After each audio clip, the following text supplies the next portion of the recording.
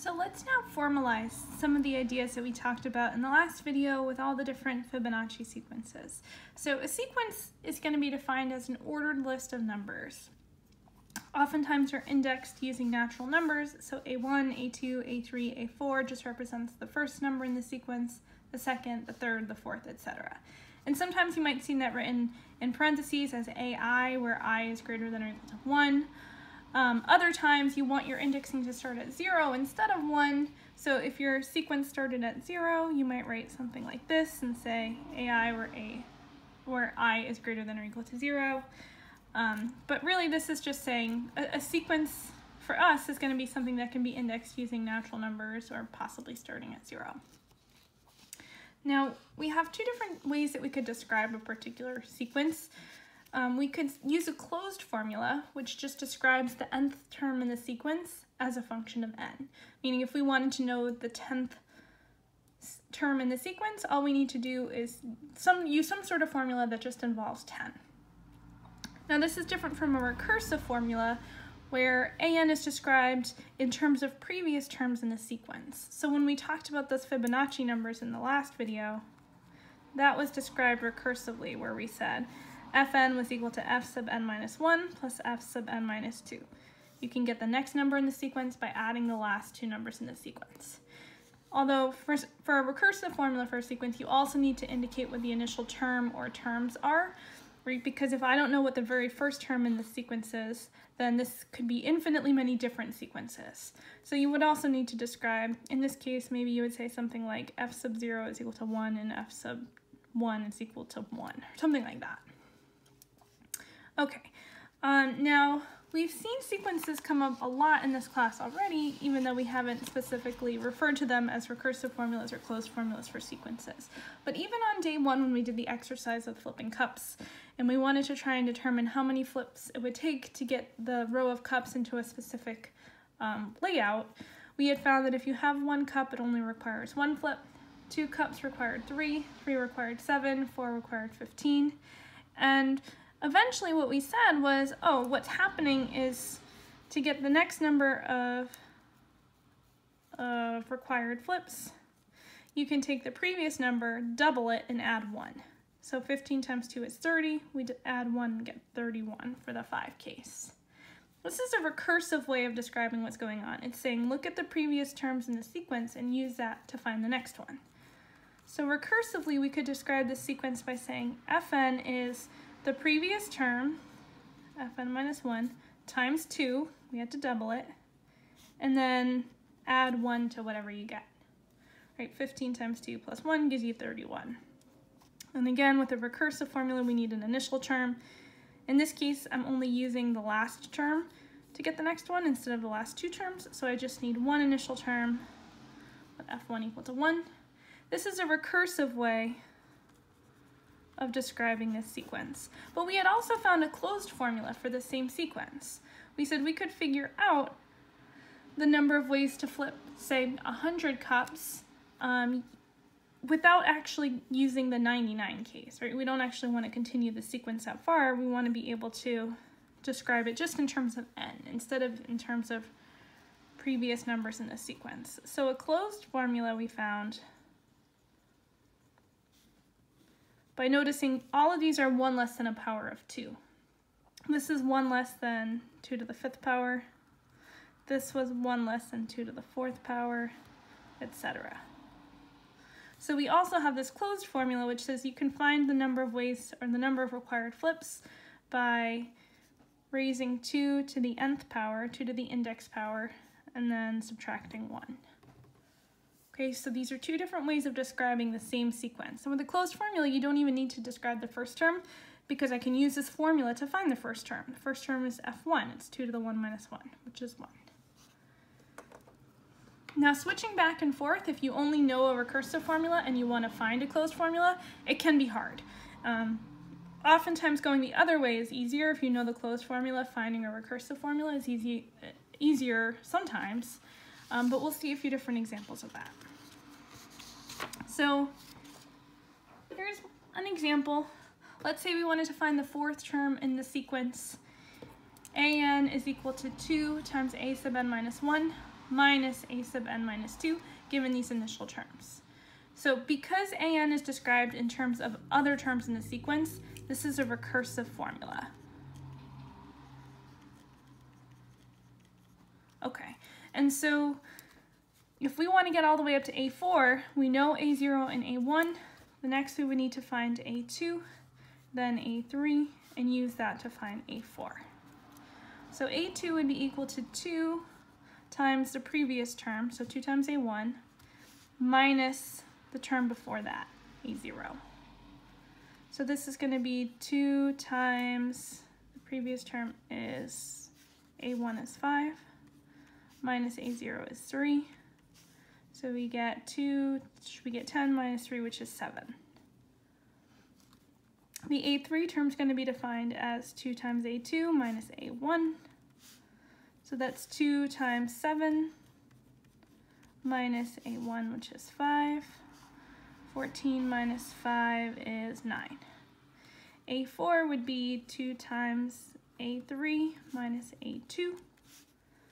So 2 times 9 minus 7.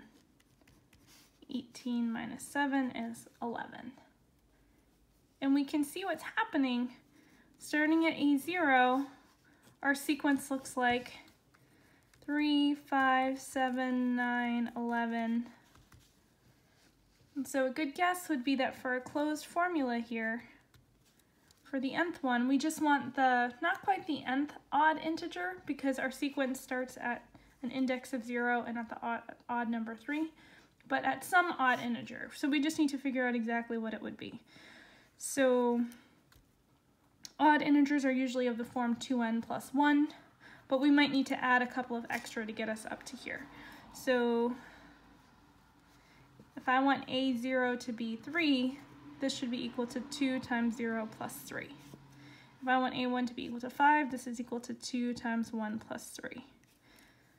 If I want a2 to be equal to 7, this would be 2 times 2 plus 3. So this suggests to us that we'll have 2n plus 3 as our closed formula.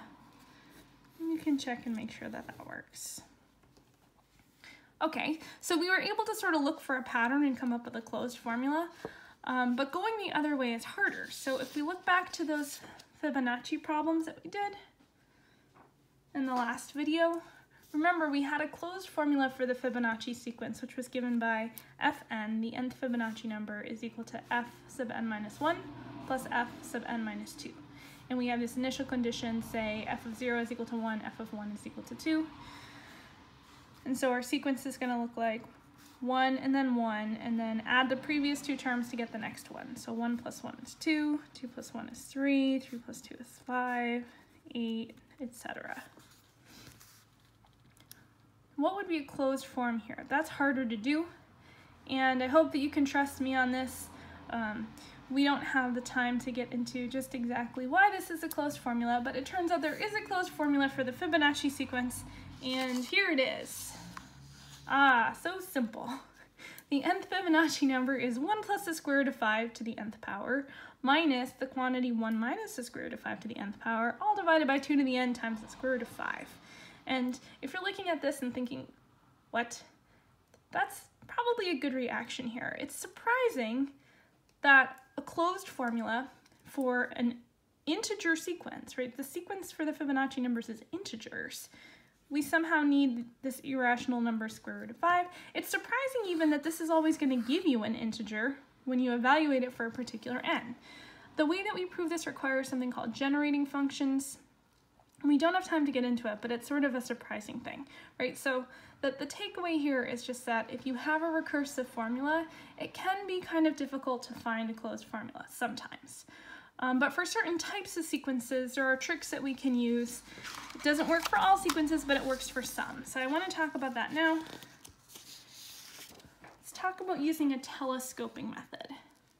So in general, telescoping occurs when you have terms in a large sum that cancel each other out, and so the sum in some sense sort of like telescopes down. So imagine like a telescope that kind of pops open, but you could also just telescope it back down into something smaller and flatter. That's what's happening in a sum like this. So this is 2 minus 1 plus 3 minus 2 plus 4 minus 3 plus 5 minus 4. And this seems like we would have to maybe add it up. If you wanted to add it up directly, you would have 1 plus 1 plus 1 plus 1 plus 1 plus 1, and you'd have to figure out just exactly how many of these terms you have. Except what's happening here is we start with a positive 2, and then a couple of terms down we get a negative 2. Here we have a positive 3, but a couple terms down we have a negative 3. So this positive 2 and this negative 2 will cancel. The positive 3 and the negative 3 will cancel. The positive 4 and the negative 4 will cancel. And this will continue to happen. It'll be a 5 to cancel, a negative 5 to cancel with the positive 5, all the way down until the end where you have something over here will cancel with 99. The 100 here will cancel with the negative 100 here. And all that's left out of this entire term is a negative 1 at the top and a 101 at the end. Right? This is what we mean by telescoping. There's a bunch of cancellation in the middle, and we're just left with the beginning term and the end term. So this sum is 100. We can leverage this telescoping idea to help us solve the recurrence relation, meaning find a closed formula for a recurrence relation in certain cases, not in all cases, but in some. So as an exercise, let's try to use telescoping to solve the recurrence relation an is equal to an minus 1 plus n, where the initial term is 4. Okay, so this is what we're going to do. The first thing we're going to do is rewrite our sequence, moving the an minus 1 term to the other side.